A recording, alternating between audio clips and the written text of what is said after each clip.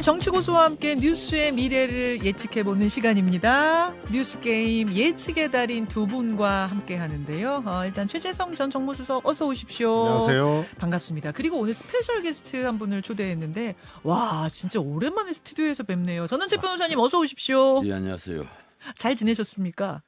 잘 지내는데 예. 오늘 모처럼 이 방송국에 오다 보니까 예. 교통사고까지 났어요. 제가 냈습니다. 전원책 변호사님 교통사고 예. 몸은 괜찮으세요? 뭐 몸은 괜찮은데 앞차를 충돌을 했는데 운전을 몇십 년 하면서 예. 이런 일이 정말 없었는데 예. 그래서 잠깐 다른 생각을 했던 것 같아요. 너무 지금 이 내용에 집중하시다가 운전대를 살짝. 아니 김연정 앵커를 만나 뵌다고 생각하니까 예. 조금 들떴던 것 같아요. 들떴던 것으로 정리하면서 몸이 괜찮으시다니까 참 다행입니다만 아무튼 좀 마음 진정하시고요. 놀라셨겠어요. 진정하시고 오늘 뉴스 게임 시작을 해보겠습니다. 사실은 두 분 캐릭터가 굉장히 강한 두 분이어서 두 분이 같이 이렇게 뭐 대담 나누시는 모습이 잘 안 그려지는데 알고 보니까 꽤 친하시더라고요.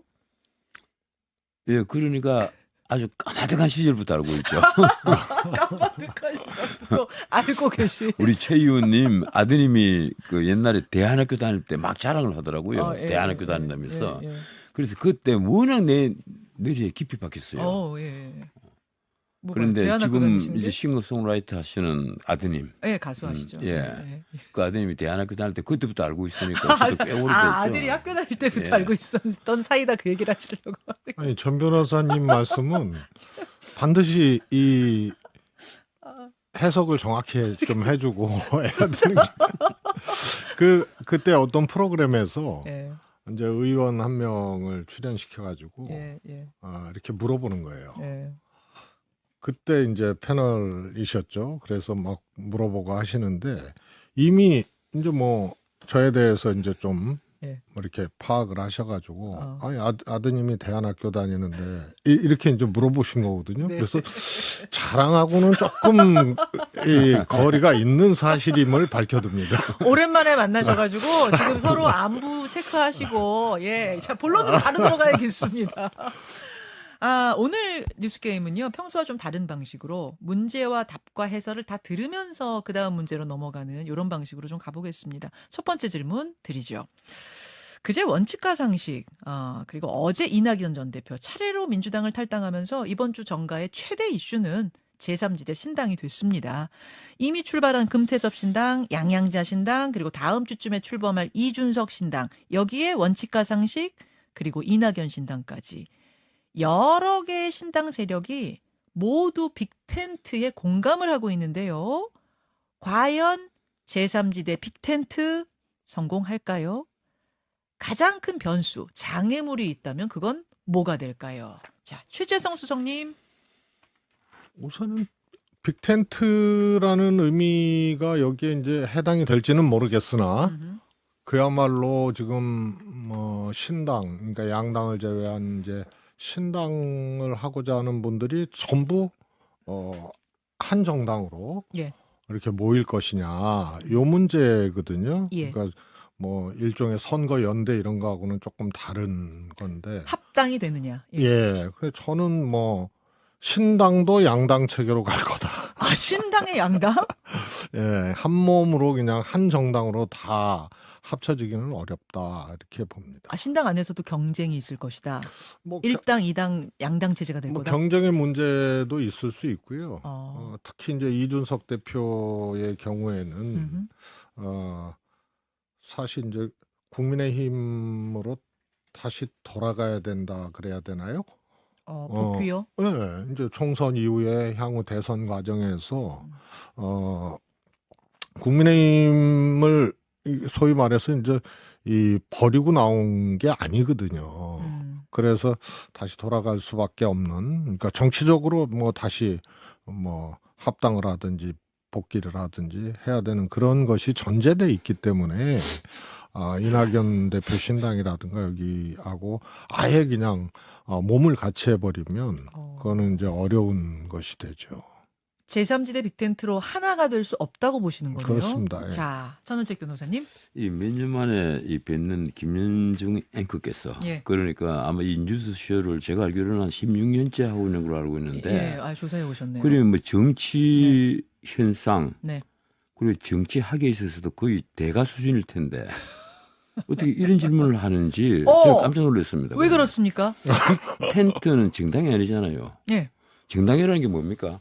정책과 이념으로 뭉쳐서 그 예. 동질의 그 정책, 동질의 이념을 가지고 정권을 획득하기 위해서 함께 노력하는 결사체란 말이에요. 맞습니다. 그런데 이 빅텐트라는 게 한번 생각해 보세요. 지금 민주당에서 뛰쳐나온 민주당에서 24년이나 계셨던 이낙연 선생, 거기에다가 또 민주당에서 활동을 했던 뭐 금태섭, 예. 그리고 지금 그 누구죠? 원칙과 상식. 원칙과 상식이 아니고 원칙과 상식입니다. 원칙과 상식의 이런 유머는 참. 네 분 중에 세 분. 예. 거기다가 지금 뭐 이 당 저 당 하다가 어떻게든 국민의힘에 들어와서 당 대표까지 지낸 이준석 예. 또 뛰쳐나왔단 말이에요. 그러면 정치적 성향부터 이념과 정책이 다 다를 거예요. 지금 대충 헤아려도 지금 5사람인데 양양자 의원까지. 예. 이 5사람이 정치과 이념에 동질성이 없는데 빅텐트에 뭉쳤다 이러면 왜 뭉치겠어요? 세력화 때문에 뭉친 겁니다. 이념과 정책은 완전히 다른데도 오로지 세력화를 하기 위해서 뭉쳤다면 예컨대 지역구 의원들 숫자가 많으면 비례대표 앞순위 아니 이제 표가 쭉 있을 때 예, 지금 예. 같은 준연동제를 하면 번호가 앞이 되잖아요. 그런 걸 뭐 노린다든지 이 세력화를 하기 위해서 모이는 것 이건 정당이 아니죠. 이게 뭔가 하면 우리가 무슨 당 할 때 당자가 무리당 아니에요. 예, 예. 패거리 무리. 거기에는 충족할지 모르겠는데 패거리다. 예, 패거리 무리 여기에는 해당될지 모르겠는데 예. 정치학에서 말하는 파티, 정당, 예. 우리 플랫폼으로서의 어떤 정당 예. 그건 아니죠. 그러니까 바람직하지 않다는 얘기를 지금 먼저 바람직하지 않은 게 하셨고 아니라 성립해서는 안 되는 거죠. 그러니까 성립해선 된다 안 된다 당위성 문제 말고 하겠다고 마음 먹으면 되긴 될 것 같습니까? 뭉칠 수는 있겠죠. 또 만약에 지금 당장 그러잖아요. 지금 원칙과 상식에 계시는 세 분들 하나같이 우리가 빨리 다 뭉쳐야 된다. 특히 조홍천 의원 같은 사람은 아주 공개적으로 내놓고 얘기를 해요. 예. 현역 의원들, 지역구 의원들이 와야만 우리가 기호를 3번 받을 수 있다. 뭐 이런 얘기를 공개적으로 한단 말이에요. 세력화를 공개적으로 주장하는 이유는 쉽게 말하면 그리고 뭐 이윤석 의원이 그랬습니까? 3당 체제로 갈 수 있겠다. 이런 얘기까지 나왔어요. 네네. 그런 말은 오로지 세력화, 이념과 정책은 동질성이 전혀 없어도 우리는 함께 뭉칠 수 있다. 그러면 그게 뭐예요? 후진적 민주정에 있어서 문자 그대로 어떤 파벌을 만드는 것. 지금 당장 민주당에서 왜 나왔습니까? 나올 때는 개파가 공천의 기준이 되면 안 된다. 그건 이재명의 사당화다. 이런 평가를 하기 때문에 뛰어나왔잖아요. 그런데 예. 자신들이 개파도 이제 아니고 문자 그대로 정파도 아니고 개파도 아니고 문자 그대로 패거리로 우리끼리 모이자, 끼리끼리 모이자. 이 손가락으로 다 모여. 이래서 모이는 것이잖아요. 그게 정당입니까? 그냥 아니죠. 이합집산 세력화 패거리밖에 안 될 것이다라고 그렇죠. 굉장히 지금 아니죠. 날카롭게 이건 당연한 비판을. 거예요. 이 교과서에서 정치학 공부를 한 분들은 네. 제 말에 다 동의를 할 겁니다. 최수성님 어떻게 생각하세요? 뭐 그래서 뭐 빅텐트를 그런 의미로 이제 쓰는 것 같아요. 그게 뭐 이해관계가 됐던 뭐가 됐던 뭐 심지어는 김기현 대표도 어디 텐트 쳐보지도 못하고 빅텐트 얘기했거든요. 김기현 대표도. 예. 그래서 이거는 이제 자기 정당이나 자기 세력 만이 아니고 그 한 지붕에 이제 다 끌어모을 수 있느냐 이제 이런 의미로 쓰는 건데 뭐 시도는 하겠는데 우선 결들이 다르고 예를 들어서 뭐 양양자 금태섭류의 이제 신당 추진 세력이 있고 그 다음에 뭐 이준석 그 다음에 이낙연 네. 그 다음에 이제 이번에 나간 민주당의 원칙과 상식위원 세 분 요것만 놓고 보더라도 요게 딱 한 몸이 되기는 어려워요. 그래서 이 뭐 주도권 뭐 이런 정도의 문제가 아니고 네. 우선 이준석 대표 제가 설명을 드렸지만은 아예 그냥 이 민주당 뭐 오래 했던 뭐 의원들 또 이낙연 대표 여기하고 아주 그냥 정당 자체로 하나를 만들어 버리면은 아마 나중에 이제 이준석 대표의 정치적 행보나 이런 데 이제 장애가 생길 수가 있기 때문에 그거는 전제하기 참 힘든 거고 이준석 대표도 그 선을 분명히 긋기 시작을 했어요. 그렇게 보세요? 그렇습니다. 뭐 느슨한 연대 뭐 이런 정도로 얘기를 하는 게 한 몸은 안 하겠다는 얘기거든요. 느슨한 연대라고 이준석 대표가 말했습니까? 네. 그래요. 아니 그런데 예. 자신들은 지금 새로운 정치 세력인 것처럼 자꾸 보이려 한단 말이에요. 그런데 방금 이제 말씀하시지만은 금태섭 또 이준석 그 두 분이 뒷배를 자인하는 사람 있잖아요. 김종인 전 비대위원장. 그분이야말로 민주당에서도 비대위원장하고 그리고 이 자유한국당에 왔을 때 비대위원장하고 문자 그대로 이념을 떠나서 자유롭게 이 정치 생활을 하신 분이잖아요. 예. 그래서 비례대표로만 의원을 5번 하신 분인데 난 이런 이제 후진적 정치 이제 좀 끝을 내야 합니다. 나는 이낙연 선생이 가령 탈당을 했다. 그리고 원칙과 상식에 탈당을 했다. 난 그거 반대하지 않아요. 이재명 사당화라고 비판을 받을 만한 충분한 소지가 있었고 그런데 탈당을 하셨다면 자신들이 정강정책, 자신들이 강령 이런 걸 내세워야지. 지금 강령과 정강정책을 앞으로 어떻게 만들겠다는 겁니까? 이 빅텐트를 만들어서 과연 우리는 가령 사당화에 반대하는 그런 세력이다.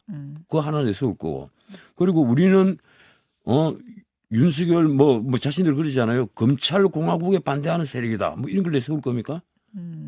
그 두 개로 강령하고 정강정책 하면 끝나는 겁니까? 알겠습니다. 지금 이제 우리 전원책 변호사께서는 본인의 소신, 당위성에 대한 부분을 계속 강조해서 말씀하고 계시는데 저는 좀 이제 전망을 하는 퀴즈쇼로 진행을 해보고 싶어서 진행을 조금만 더 앞으로 가보겠습니다. 현역 의원이 얼마나 더 따라 나올 수 있을 것이냐. 민주당, 국민의힘 모두 다 얼마나 더 이탈이 있을 것인가 전망을 좀 해볼게요. 최수성님은 어떻게 보세요? 뭐 저는 이렇게 이 숫자를 특정해서 뭐 이렇게 얘기하기는 어렵지만요. 몇 분 더 있을 수 있다. 그래요? 봅니다. 특히 양당의 이제 공천 과정이 조금 다른데, 국민의힘 같은 경우에는 그야말로 용산발 공천이라 그래야 되나요? 그러니까 방식이 전략 공천 아니면 방법이 없거든요. 그래서 제가 강서보궐선거 참패하고 이철규 사무총장이 사퇴를 했는데 바로 인재영입위원장으로 복귀를 해서 지금은 또 공천관리위원까지 겸임을 하거든요. 그래서 인재영입위원회가 전략공천을 할 수 있는데요. 인재들을 어떻게 영입해놓고 경선을 시켜요. 그래서 현역 의원을 잘라내고 그 자리에 이제 낙하산 공천을 하는데 한 통로가 인재영입이거든요. 그러니까 공관위원으로 또 간 거예요. 한 통로인데 그 통로에 이쪽 문 저쪽 문을 다 이철규 의원이 담당하고 계신다. 그 다는 아니지만 하여튼 그 통로를 분명히 하고 있는 거고요. 그래서 거기는 경선의 방식으로 검사 출신이든 용사 출신이든 꼽을 수가 없어요. 평선하면 현역 의원한테 어려우니까. 그렇다고 험지에 나가는 사람들도 아니거든요. 새로 영입된 사람들이나 뭐 이런 분들이. 그래서 결국은 현역 잘라내고 하는 거기 때문에. 그리고 의원 평가에서 잘라낼 수 있게 돼 있어요. 거기는. 민주당은 페널티. 경선에서 감산 페널티를 주게 돼 있고 그래서 저쪽은 잘라내고 꼽기 때문에 그 과정에서 이탈할 수가 있다. 그리고 경선을 딱 이제 민주당은 하위 20%가 감산 아니에요? 이 페널티가 있는데 지금 아마 통보가 됐을 거예요. 그런데 이게 내가 보기엔 지금 유출이 됐을 가능성이 커요. 명단이? 네, 벌써부터 누구라는 얘기. 뭐 받은 글 같은 건 돌아다니긴 하더라고요. 찌라시. 그게 이미 그 보안 누설이 됐다는 거예요. 4년 전에는 일체 그런 게 없었는데 지금 보안 누설이 됐어요. 그거 왜 그렇습니까? 그건 모르죠. 그러니까 하여튼 조금 민주당이 이렇게 꼼꼼하지가 못해. 네? 그런데 하여튼 여기서 내가 20%인데 거의 그 중에 이제 10%는 30% 페널티거든, 경선 자기 득표수에. 예, 예. 그러니까 이거 안 되겠다 해서 탈당하는 사람이 생길 수가 있고, 그래서 저쪽은 잘린 사람 중에 탈당하는 사람이 생길 수가 있고. 근데 경선 치러서 지면은 동일 선거구에 못 나가게 법이 돼 있기 때문에 예. 그 즈음에 탈당해서 신당에 합류하는 사람이 나올 수가 있다. 몇 명쯤 될 거라고 보세요, 대략? 저는 그냥 약간명으로. 약간 명의 이동이 있을 것 같다. 예. 전원책 변호사님. 이 민주당은 어제 이낙연 전 대표가 탈당하는 데 있어서 반대 성명을 낸 사람이 129명이죠. 예, 그렇습니다. 그러니까 약 한 40명 정도. 근데 그 중에서도 최고위원 또 둘이 있잖아요. 정청래, 고민정 이분들은 그 성명서 이름을 안 올렸어요. 그랬는데 제가 보기엔 그렇습니다. 민주당은 앞으로 지금 자객공천이 문제가 되는데 예. 이른바 신문에 보면 자객공천 말이 여기저기서 막 나오잖아요. 예, 근데 나오죠. 뭐 칼 들고 와서 밤에 어떻게 끝낸다는 게 그런 자격이 아니고 쉽게 말하면 이재명 대표의 신복 아니면 가까운 측근 이런 사람들이 이제 특히 수도권에 있는 그 민주당 의원들 수도권에 121석 중에 21대 같으면 121석 중에 103석을 차지했으니까 예. 어지간하면 다 이제 걸려들죠. 거기에 비명 의원들에게 주로 친명계 측근들이 쫓아가면 이제 자객 공천이다 언론에서 이렇게 하는데 그 견디지 못하면 지금은 원칙과 상식 3인방이 나왔지만 예. 앞으로 적어도 제가 보기로는 한 10여 명 정도 이탈을 하겠죠. 10여 명 정도는 이탈을 할 것이다. 예, 이탈을 저는 할 것이라고 봐요. 그런데 국민의힘은 그럼 어떻게 하느냐? 예. 국민의힘은 지금 대통령 그 비서들, 예. 대통령실 비서들 있잖아요. 그다음에 장차관들, 네. 이 사람들 그리고 대통령과 함께 근무를 했던 검사 출신들, 예. 이분들도 합치면 50명이 넘어요. 그렇다면서요. 뭐 이분들이 주로 가겠다는 곳이 PKTK, 예. 이른바 안방이라고 부를 수 있는 곳, 안방. 아니면 텃밭이라고 부를 수 있는 곳, 양지. 예. 그리고 막상 험지로 간다는 분은 사실 거의 없어요. 그러면 거기 있는 사람들이 어떻게 할 거냐 모르겠습니다. 앞으로 공천관리위원회에서 어떻게 결정을 할지 모르겠는데 경선 방향으로 가면 아까 우리 최 의원님 말씀하신 대로 경선 방향으로 가면 앞으로 이탈을 못 하니까 이게 사실은 그 자신들이 텃밭천 경선을 하고 예. 자신들이 그 불리한 험지는 전략 공천하는 것이 원래 공천의 한 그렇죠. 방식이거든요. 예, 그런데 예. 사실 이 원칙도 잘 안 지켜지는 거예요. 이러니까 막 뛰어나가고 하는데 하나는 집권 여당은요 줄 게 많습니다. 예. 이 공천에 탈락하는 사람에게 가령 공기업 사장도 갈 수가 있고 자리가 많죠. 앞으로 장차관 또 기대할 수 있고 청와대가 아니죠 지금 용화대 수석으로도 들어올 수 있고 뭐 이런 식으로 줄 게 많단 말이에요. 이러니까 야당보다는 여당에서 뛰어나가기가 더 힘든 게 사실이에요. 심리적으로 뛰어나가기 힘들단 말이에요. 그래서 또 그리고 뛰어나간다 해본들 밖에 같은 동질성을 가졌던 사람으로서 이준석 신당이 있는데 예. 아마 이준석 신당에는 더 못 갈 겁니다. 그래요? 예, 이준석 신당은 왜요? 제가 보기로는요 여러 가지 왜 그런가 하면 내가 또 방송에서 이런 말을 하면 또 이준석 전 대표가 들으면 굉장히 싫어할 텐데 뭐라고? 이준석 전 대표는 기본적으로 본인이 해결할 문제를 아직 해결을 안 한 게 있습니다. 정치를 하려면 예컨대 본인이 박근혜 대통령을 호가호위해서 뭐 어떤 문제를 해결해 준다 이래서 성상납을 받아다 그런 의혹을 받았잖아요. 그리고 그것을 무마하기 위해서 증거인멸 교사를 했다 이런 혐의를 받았단 말이에요. 거기에 대해서 말끔하게 해결을 못한 거예요. 하나는 시효가 지나버렸어. 뭐 이런 식으로 넘어간다. 과연 우리 정치사회 그리고 더 나아가서 전 세계 정치사회 문명국의 정치사회 예. 그래서 성공을 한 정치인이 있느냐 단 한 명도 없습니다. 그 의혹 부분을 털어내야 털어내지 국민의힘에서 이동이 있을 것이다. 털어내지 않고는 예. 이준석 대표의 신당에게는 미래가 없다. 근데 어떻게 털어내야 돼요? 본인이 진솔하게 설명을 하고 과정을 설명하고 사과할 부분이 있으면 사과를 하고 오해면 오해고 뭐 이런 걸 해야 된다. 용서를 구할 부분이 있으면 용서를 구해야 되고 그리고 오해를 한 부분이 있으면 우리들에게 이 부분은 오해를 한 겁니다. 이렇게 설명을 해야죠. 그 과정이 있어야 된다. 예, 신당 전에. 당연하죠. 그렇게 보시는 거군요. 제가 보기에는 민주당보다는 조금 더 있을 거예요. 국민의힘의 이동이? 예. 아, 그럼 전혀 두 그건 분의 저하고 얘기를 해도 좋습니다. 조금 더 이동이 있을 수밖에 없는 게 현역 의원들을 그냥 파내잖아요. 예. 소위 말해서 커트 시키잖아요. 물갈이. 그러면은 자기 지역구에 다른 사람이 오면은 떨어뜨려야 돼요. 그래야 그 다음에 자기 비전이 있으니까. 예를 들어서 이번에 동작구에 전병헌 의원이 커트됐잖아요. 자격심사에서 날라갔어요. 그리고 그 전에 이창우 전 구청장도 동작구청장도 날라갔거든요.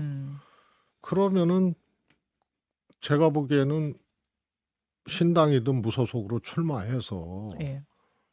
거기 현역 의원을 떨어뜨리니까 억울하거든요. 커트 당한 게 자격심사 커트 당한 게 그러면 출마해서 떨어뜨리는 판단을 하는 의원들이 다는 아니지만 그런 정치인들이 꽤 돼요. 자기가 당선은 못 되더라도 이 사람은 떨어뜨려 놔야 나의 그 다음이 있기 때문에 그렇기 때문에 무조건 나가서 출마해야 그런 된다. 분들이 있죠. 그래서 민주당은 하위 20%에서 떨어져 나가는 사람들 폭은 그렇게 많지는 않을 거예요. 아까 10명 정도 될 거라고. 근데 그게요. 그 계산이 안 나오는 게 네. 하위 20%라 그러면은 뭐 비례대표 빼고 뭐 빼고 그러면은 한 20여 명 되거든요. 그러면은 20여 명 중에 이제 설득이 되는 사람, 안 나가는 사람, 또 경선으로 내가 돌파하겠다는 사람 이런 분들이 있어요. 그래서 4년 전에 민주당 보면 하위 20%에 속한 사람들이 경선을 해가지고 다 이겼어요. 현역 의원들이. 현역 프리미엄이라는 게 있는 거죠. 그래서 이 정도 내가 감산이고 돌파할 수 있다 해서 경선에 임하는 사람이 있고. 자, 그럼 민주당은 10명 안 될 거란 말씀이시고 국민의힘은 몇 명 정도 예상하세요? 서로 저는 상대당을 해주세요. 민주당은 뭐 많아야 한 대여섯 명. 대여섯 명. 그리고 하여튼 국민의힘은 그거를 상회할 것이다. 상회할 것이다. 한 10여 명 보세요. 뭐 그것까지는 모르겠습니다만 민주당보다는 많을 거예요. 제가 민주당에 그 한 12명이 나오지 않겠느냐 왜 그렇게 보는가 하면 이낙연 그 전 대표가 나름대로는 그 민주당의 터줏대감처럼 지켜온 사람입니다. 옛날에 열린민주당 다 떨어져 나갈 때도 그렇죠. 민주당에 꿋꿋하게 버텼단 말입니다. 하나갑선 정의 그 민주당에.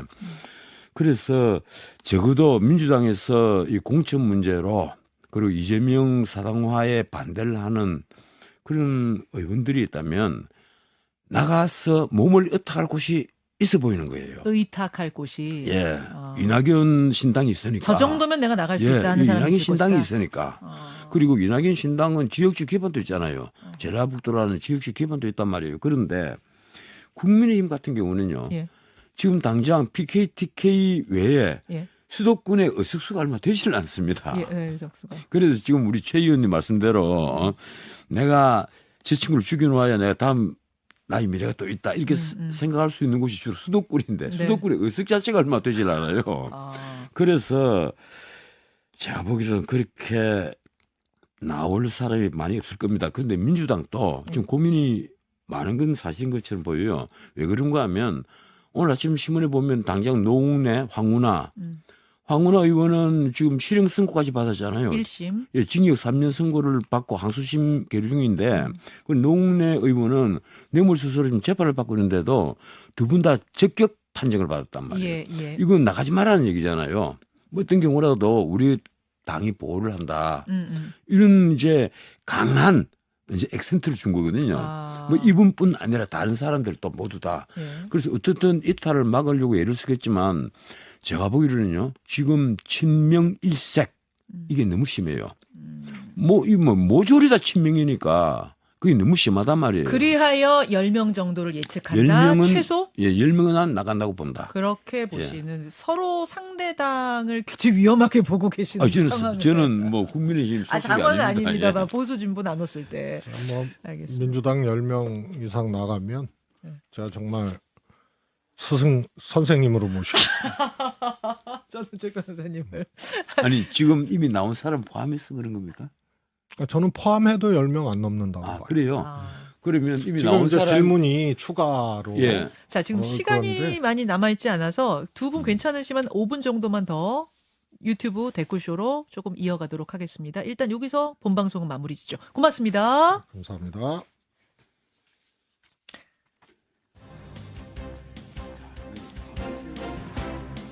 김현정의 뉴스쇼 이번 주는 여기까지입니다. 여러분 좋은 주말 보내시고요.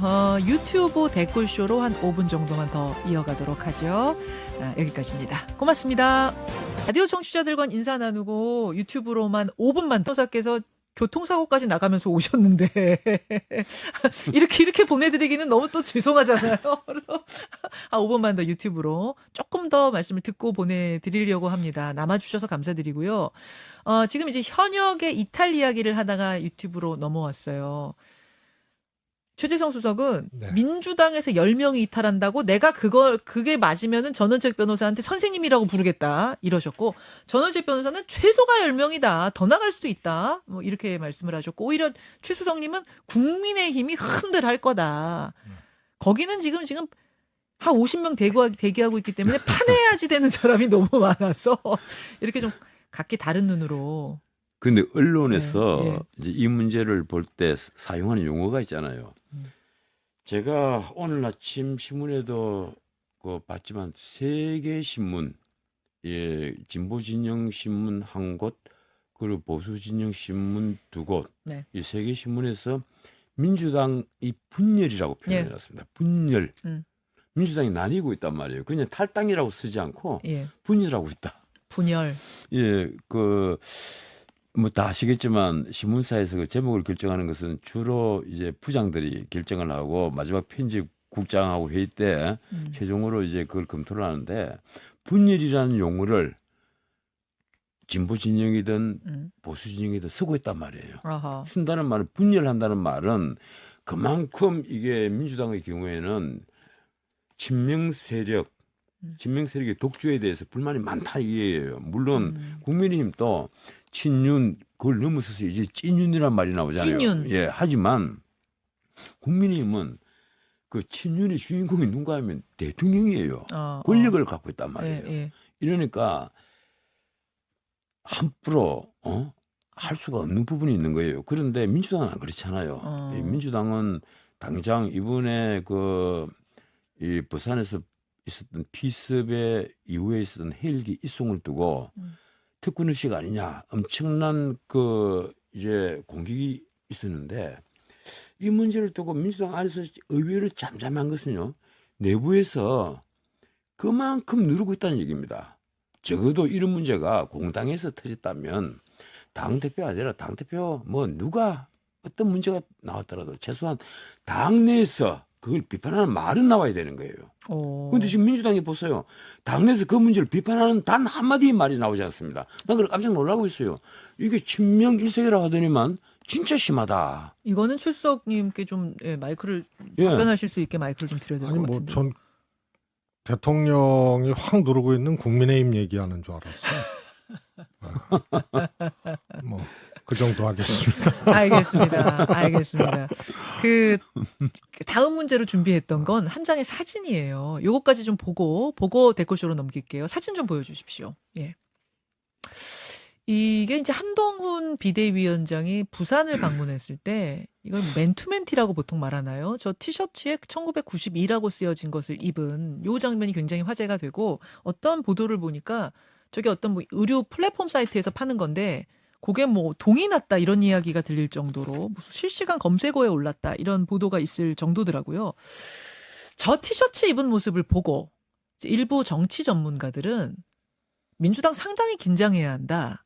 정치 초보인 줄 알았는데 그 한동훈 위원장의 감성 터치 요게 생각보다 수준급이다. 이런 이야기 나옵니다. 최 수석님 어떻게 보셨어요? 하여튼 어떻게 보면 깜찍한 발상인데요.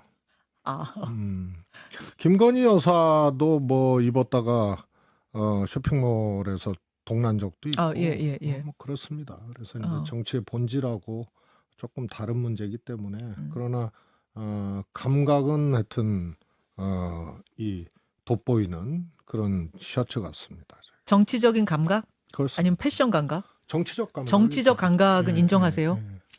그래요?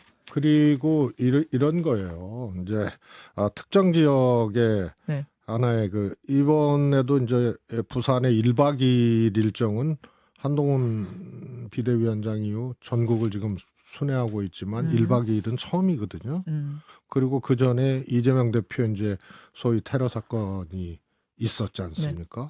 그리고 가서 그것을 전용기 헬기 타고 네. 서울대병원으로 이송하는 과정을 특혜라고 응급의료체계 특혜 이렇게 표현을 해서 예. 사실 직격을 한 거거든요. 그렇죠. 그래서 한동훈 정치가 반드시 대상을 만들고 갈라치게 하고 공격적인 그런 이제 정치이기 때문에 썩 저는 개인적으로 이제 좋은 거는 아니라고 봅니다. 그러나 저게 이제 특정 지역에 대한 어떤 메시지일 수 있거든요. 저게 뭐냐면은 롯데자이언츠가 부산이 연고지인 야구단 있죠. 롯데자이언츠가 마지막 마지막 우승했던 네. 연도가 1992년이래요. 그래서 본인은 두 번밖에 우승 못 했어요. 두 번밖에 못 했어요. 그러니까 마지막 우승이라고 그때 염정석이가 던졌을 때인데. 그래서 특정 지역의 메시지 정도로 이렇게 좀 보여질 수 있는 거고 부산 경남은 이제 중요하다고 생각을 하고 저렇게 한 것이 아닌가 싶어서 그 감각은 센스가 있다고. 지금 예. 롯데의 지배 구조에 대단히 불만을 많이 갖고 있는. 굉장히 비판적인 저 같은 사람도 이 롯데자이언츠 같은 야구팀에는 늘 화를 냅니다. 왜 화를 내는가 하면 왜요? 우리나라에서 제일 비싼 선수를 다 갖고 있었어요. 비싼 뭐요? 비싼 야구 선수들 다 야구 선수들 야구 선수들 다 데리고 있었단 말이에요. 가령 타자 같은 미드를 데리고 있었지 않습니까? 그리고 괜찮은 투수가 가면 거기서 다 망쳐버려요. 예, 다 망쳐버립니다. 내가 지금 야구 선수 일일이 얘기를 안 했는데 그 화가 몹시 나죠. 내가 가서 확 감독을 해버릴까 보다 이런 생각까지 들 정도로. 롯데 팬이시구나. 네, 몹시 화가 나는데 그래서 부산에 이런 야구 광팬들이 굉장히 많아요. 그렇죠. 사지동뿐 아니라 해운대 끝에서부터 이쪽 사하까지 엄청나단 말이에요. 야구 팬들이 택시 타고 야구 소리 잘못하면 귓방귀에 맞아요.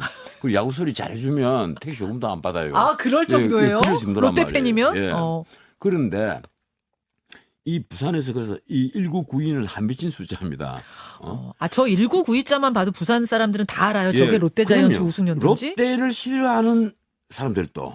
가는 롯데 지배구조, 롯데 지배구조에 대해서 대충 아시겠죠? 앵커를 하시니까. 그런데 그걸 무척 비판적인 시선을 갖고 있는 나 같은 사람도 이 1992를 보면 아직도 화가 난단 말이에요. 이게 뭐하고 있냐? 사랑해서 나는 화. 어떤 감독을 갖다 놔도 이게 안 돼. 왜 안 되는가 하면 일단 야구장 근처 술집이 많아. 야구 뭐 이런 식이에요.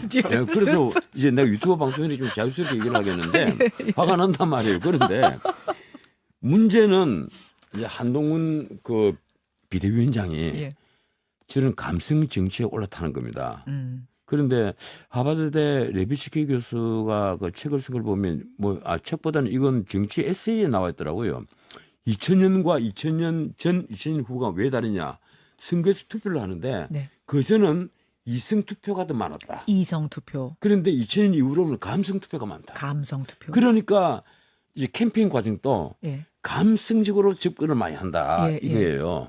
이성적으로 접근을 하는 게 아니라 정책 이런 걸 갖고 심오하게 얘기를 해서 우리가 해야만 우리나라가 부강해집니다. 이런 얘기보다는 오히려 세련된 옷, 멋있는 미소 날리고 그리고 흐지부지되는 이런 말들 하면서 마치 인기 그 연예인 같은 그런 활동으로 더 표를 많이 모을 수 있다. 이 얘기예요. 그게 비단 미국뿐 아니라 전 세계가 그런 식으로 바뀌고 있다. 그게 이제 레비츠키 교수의 얘기인데 직접 우리도 그렇잖아요. 실제 선거 현장에 가보면 감성 정치가 판을 친단 말이에요. 그리고 감성적인 접근을 잘하는 사람들이 마지막에 승리를 하는 확률이 더 높은 것도 사실이고. 최근 들어 더 그렇죠. 그래서 이번에 가령 한동훈 그 비대위원장이 1992 타격구 부산에 가서 딱 이렇게 좀 속으로 말해서 이 1992 입고 막 다니면 부산 선거를 뭐라고 하는가 하면 쪼갠다고 표현을 합니다. 쪼개는 게 뭐예요? 폼 잡고 설친다. 폼 잡고 설친다가 쪼갠다예요? 쪼갠다 이런 식으로 표현을 하거든요. 저 티셔츠 안에 쪼개고 있네 뭐 이런단 말이에요. 그런 이유는 그만큼 부산 사람들에게 심정적으로 다가갈 수 있는 거예요.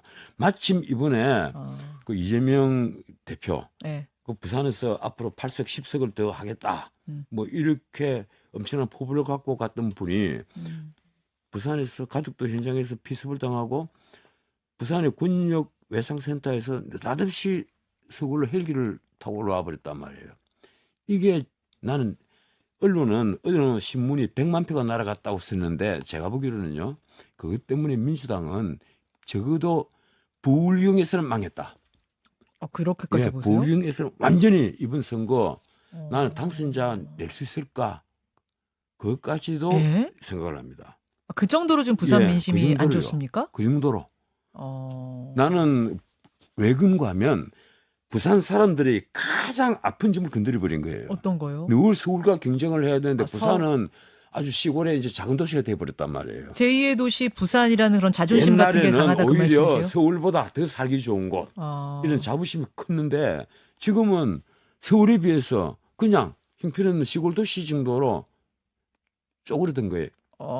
이러니까 안 그래도 자존심이 상해 있고 청년들은 자꾸 빠져나가고 늙은이들만 있는 노인들이 도시가 되어가고 있는데 이런 현상이 딱 생기니까 무척 화가 나죠. 그리고 또 하나 부산의 병원은요. 역사를 쭉 한번 보세요.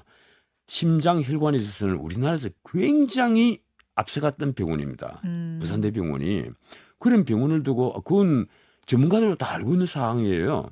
그런 병원을 두고 정청래 의원이 한마디를 던지잖아요.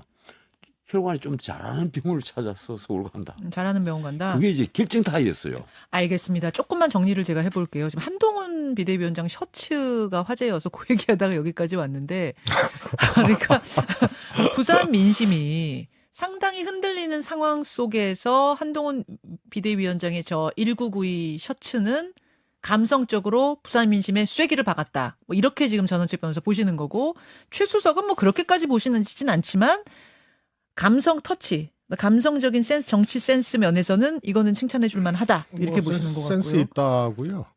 그런데 이제 정치와 선거의 큰 본질, 본질에 해당하는 거는 조금 달라요. 감성 터치만으로도 안 되거든요.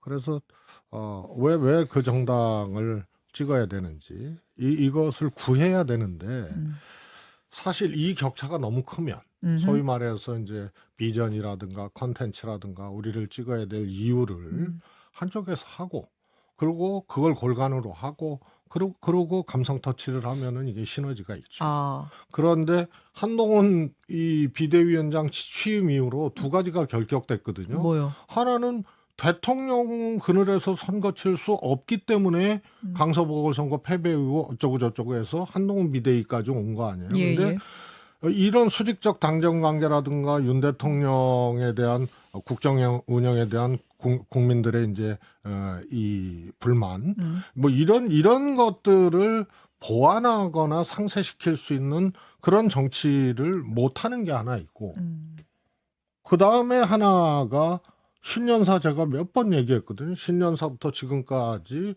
도대체 여당 집권당의 비대위원장으로서 총선 앞두고 어떤 이 정책이나 비전이나 이런 것들을 내놓고 있는지 이런 거 두 가지가 결격이 됐어요.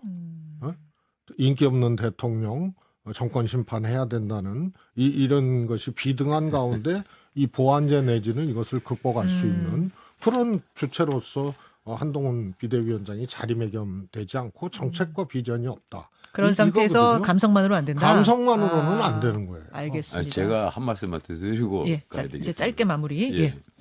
지금 국민의힘이 정책 주도권을 갖고 있는 집권여당이에요. 근데 한번 보세요.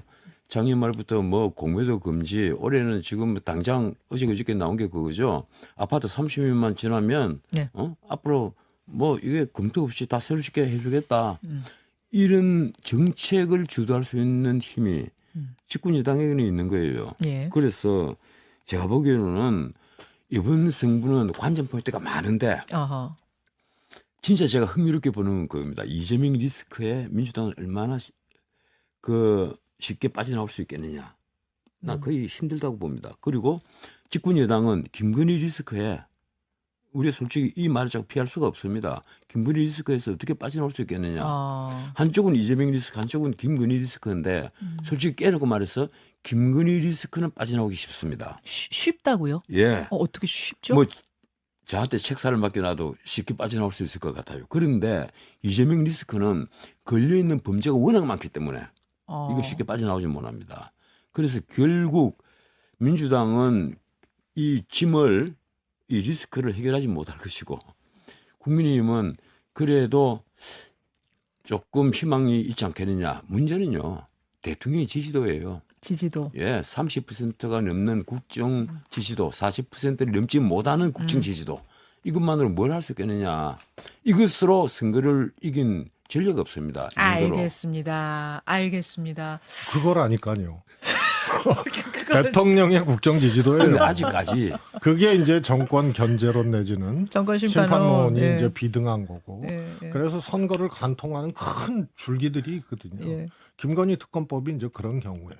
왜냐하면 대통령하고 인기 없는 대통령하고 직결돼 있고, 그다음에 명품백 어떻든 받고 뭐 이랬던 게 과연 어떻게 국민의힘에서 이걸 어떻게 할 거냐? 그럼 당연히 제의할 때 이제 부결 시켜야 된다고 여러 가지 이제 작전을 쓸 텐데 이런 게 이제 선거를 간통하는 시기적인 이제 큰 현안들이 되는 거죠.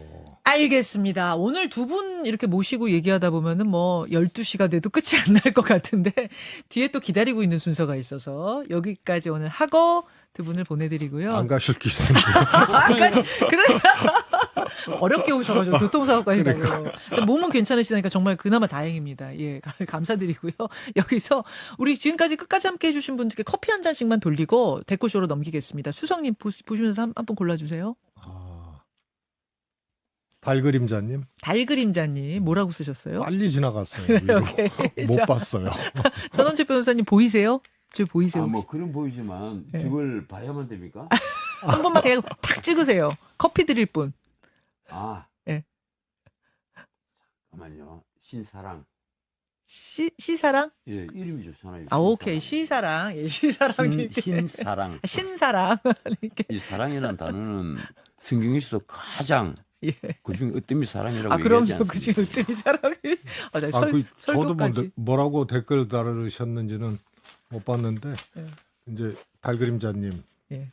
딱 포착을 했어요. 잘하셨습니다. 예. 신사랑과 원래 이 달그림자. 그림자를 좋아하는 사람 원래 어두운 사람들이. 문 대통령이 하여튼 나 달이라서 예. 여기까지 두 분하고 얘기 나누면 진짜 끝이 안 날 것 같아요. 여기까지 하겠습니다. 두 분 함께 해주셔서 감사합니다. 여러분 감사합니다. 저는 여기서 물러가고요. 데코쇼 팀으로 넘기겠습니다. 좋은 주말 보내세요. 고맙습니다.